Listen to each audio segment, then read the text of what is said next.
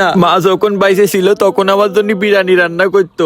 মা মরে যাওয়ার পর আর কোনোদিনও ভক্তি করে বিরিয়ানি খেতে পারিনি। তুই আর আব্বা তো বিরিয়ানি খাচ্ছিস, আমার জন্য এক প্যাকেট বিরিয়ানি অর্ডার দে না ভাই।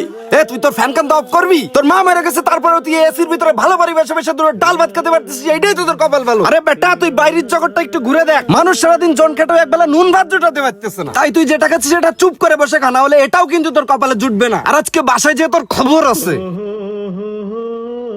আজকে আমার মা বাইসে নেই বলে তোরা সবসময় আমার সাথে এরকম দুর্ব্যবহার করতে পারিস। তুই আর একটা কথা বল, তুই আর একটা কথা বললে কিন্তু তোকে পিটাইতে পিটাইতে বের করবো। বুঝলাম না এনারা দুজন এই ছেলেটার সাথে এমন ব্যবহার করতেছে কেন? খাস না কেন? খা, এদিক টাকাই রয়েছে স্কিল লাইগা। চুপ করে খা, লোভ হচ্ছে তোর। বিয়াদবের বাচ্চা। থাম বাবা থাম, তুই জিতে হইস নে, আশেপাশে লোকজন দেখতেছে, শান্ত হয়ে খাবারটা খেয়ে নে।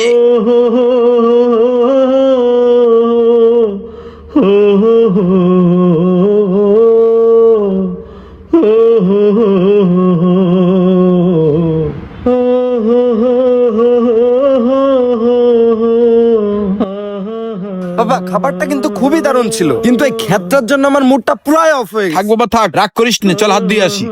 আরে এই হাত ধুতে হবে, খাওয়া শেষ কর, ব্যাস জলদি ভাই। খা, বাড়ির জন্য বাজার করতে যেতে হবে না? এই তো ওনারা দুজন মনে হয় হাত ধুতে গেল, দেখি এই সুযোগে গিয়ে ছেলেটার সাথে একটু কথা বলে আসি।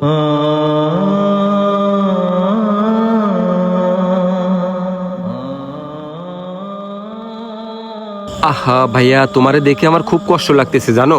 তুমি কি ওনাদের বাসার কাজের লোক? তোমার যদি কাজের প্রয়োজন হয় তাহলে আমাকে বলো, এই রেস্টুরেন্টে একটা কাজের ব্যবস্থা করে দিবানে তোমার।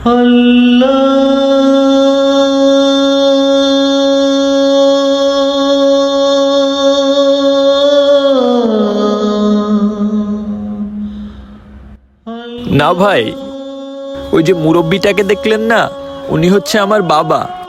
আর ওই যে ওই ছেলেটা, ও হচ্ছে আমার সৎ ভাই।